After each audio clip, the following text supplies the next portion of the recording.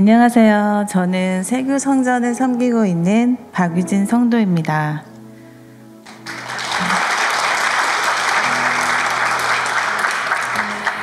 올 한 해 하나님께서 저의 삶을 어떻게 인도하시고 함께 하셨는지에 대해서 나눌 수 있는 자리를 갖게 해주심에 주님께 감사를 드립니다.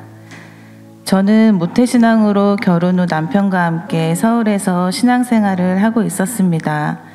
지금으로부터 4년 전 여동생이 뇌출혈로 쓰러져 의식 없이 며칠을 지내고 깨어나 수술하는 과정 가운데 저는 각자 자기에게 주어진 삶을 살아내느라 필요한 연락만 했지 동생의 건강과 신앙에 대해 살피지 못했던 저의 모습에 후회가 되었습니다. 무엇보다 엄마의 죽음으로 교회의 발길을 끊었던 동생이 구원의 확신 없이 떠나게 되는 건 아닌지 그것이 가장 두려웠습니다. 먼저 주님께 모든 걸 아뢰고 동생 영혼을 위해 기도를 쉬었던 저의 죄를 회개하였습니다. 동생이 병원에 누워있는 동안 저는 남편과 상의 후 동생이 살고 있는 이 오산에 있는 아파트로 이사를 알아봤습니다. 동생과 같은 아파트에 같은 동으로 나온 매물이 있어 보지도 않고 계약 결정을 한 이 집이 나중에 알고 보니 교회 사역자분이 지내셨던 곳이었습니다. 찬양과 기도가 끊이지 않았을 이 집에서 이 성전에서 동생과 가족을 위해 이웃을 위해 계속해서 기도하라는 주님의 마음이 느껴졌습니다. 그렇게 저는 오산으로 이사 오게 되었습니다. 감사하게도 동생은 많은 분들의 중보기도와 주님의 은혜로 후유증 없이 퇴원을 하게 되었습니다. 기적이었습니다. 이 계기로 동생은 하나님을 더 믿게 되었고 가까이에서 동생의 신앙을 위해 기도할 수 있었습니다.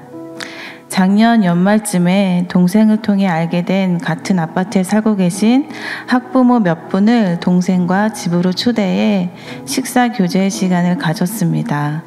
교제 가운데 교회와 멀어진 한 엄마의 얘기를 듣게 되어 성령의 정말 도우심으로 중보기도를 시작했고 만날 때마다 교회에 같이 다니기를 권하였습니다. 정말 하나님의 때에 하나님의 은혜로 이분은 올해 여름 동생과 함께 오산 침례교회에 등록을 하였습니다. 저는 선교원을 통해 오산 침례교회를 알게 되었습니다.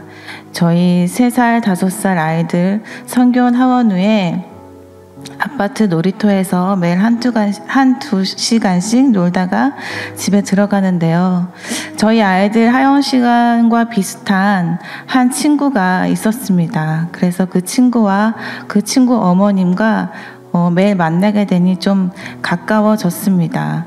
그 친구 어머님과 좀 가까워진 후에 말씀을 들어보니 본인도 원래 오산 침례교회 다녔는데 코로나 시기에 교회 안 나간 것이 습관이 되고 게다가 믿지 않는 남편을 설득해서 같이 가기가 귀찮아져서 교회 안 나간 지 꽤 되었는데 아이들 선교원 가방에 써있는 교회 이름을 보니 왠지 하나님께서 말씀하시는 것 같다고 이제는 교회 가야 될 것 같다고 말씀하셨습니다.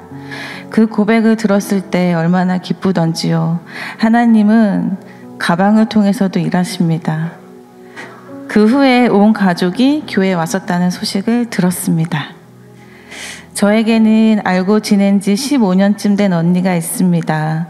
어렵게 임신을 하고 몸이 약해 출산 때까지는 병실과 집에서 누워 있어야만 했던 언니였습니다. 제가 할 수 있는 최선의 도움은 믿지 않는 그 언니가 말씀을 듣게 하고 중보기도를 하는 것이었습니다. 수시로 시편과 잠언 말씀을 카톡으로 넣어주었고 언니 생각이 날 때마다 중보하였습니다. 감사하게도 건강히 출산을 했고 언니의 자녀가 4살이 되었을 때 깍공부 예배를 권하였습니다. 언니에게는 4살 딸과 함께 드린 깍공부 예배가 그 언니 40년 인생 처음으로 드린 예배가 되었습니다. 정말 성령의 역사하심으로 언니는 지난달 11월에 오산 침례교회에서 침례를 받았습니다. 물 공포증이 있었던 언니는 침례 순간 말로 표현할 수 없는 평안함, 따뜻함을 물속에서 느꼈다고 했습니다. 주님은 그렇게 저를 통해 그분의 자녀들에게 교회로 초청하거나 집과 가까운 교회에 나갈 것을 권면하게 하셨습니다. 동생이 뇌출혈로 쓰러진 사건이 저에게는 나 중심의 영적인 안정감에 경중을 울리는 사건이 되어 나를 넘어 하나님과 이웃을 바라보게 하셨습니다.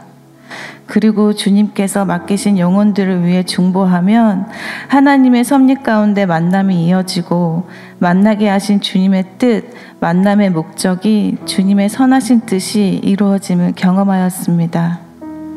동생을 위해, 같은 아파트에 사는 엄마들을 위해, 놀이터에서 만난 자녀의 친구의 이름을 기억해서 중보할 때마다 부르짖게 하신 이유가 있었던 것입니다.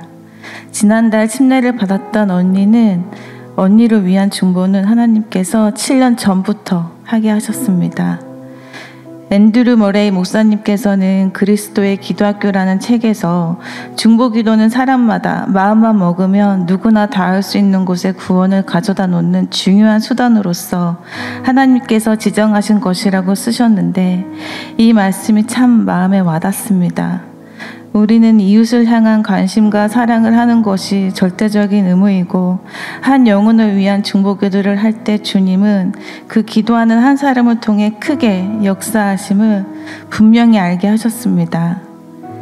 올 한 해는 개인적으로는 다시는 겪고 싶지 않을 만큼 어렵고 힘든 시간을 보내고 있습니다. 남편이 하나님이 주신 비전을 품고 해외에서 봉사하며 하나님을 전하는 그 시점에 한국에서는 남편과 남편의 회사가 어느 한 세력으로부터 공격의 대상이 되어 여러 어려움에 놓였고 그 가운데 저는 셋째를 유산하게 되었습니다. 정말 마음 지키기가 어려웠지만 저는 하나님의 자녀이고 선하신 주님을 믿기에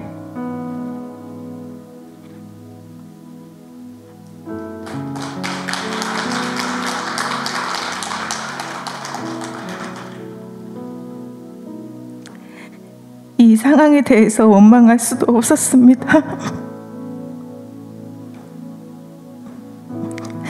받은 그대로 복수할 수도 없고 그저 주님만 바라봤습니다. 하나님께 물었습니다.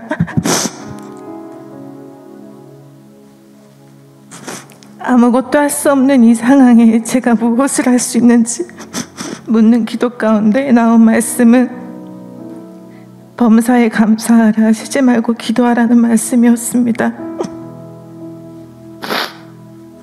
이 상황의 감사로 기도가 되지 않았지만 하나님께서는 감사할 수 없고 기도할 수 없는 이때에 더욱 감사의 고백과 기도의 자리를 붙들고 있기를 원하셨습니다. 이렇게 저희의 마음과 시선을 문제보다 크신 주님께로 향하게 하셨습니다. 이 모든 일들이 한 해 동안 일어나는 것을 바라보며 세상이 주는 역경 중에도 하나님 나라는 그분의 뜻과 섭리대로 회복하고 계심을 오히려 굳건히 세워지고 있음을 고백하게 하십니다. 신실하신 하나님을 찬양합니다. 세상의 참된 왕이신 하나님은 지금도 하나님 나라 확장의 일을 계속해서 진행하십니다. 저희는 이 세상에 발을 딛고 살아가나 우리의 삶은 사랑으로 다스리는 예수 그리스도, 그분이 왕 되시는 그분의 다스리심 안에 살아가야 함을 되새깁니다. 우리가 하나님 나라 속하여 살아갈 때는 필연적으로 힘, 권력, 돈이 지배하는 이 세상 속에서 손해, 어려움, 아픔이 있을 수밖에 없지만 또한 때마다 도우시는 그분의 은혜로 넉넉히 감당할 수 있게 됨을 또한 고백합니다.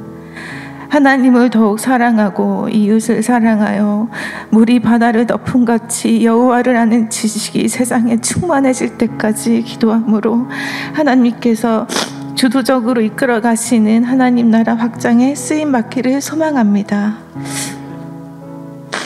그래서 하나님 앞에 갔을 때 잘했다 충성된 종아, 네가 적은 일에 충성하였으니 네 주인의 즐거움에 참여할지어다라는 칭찬을 듣게 되기를 기대하며 기도합니다.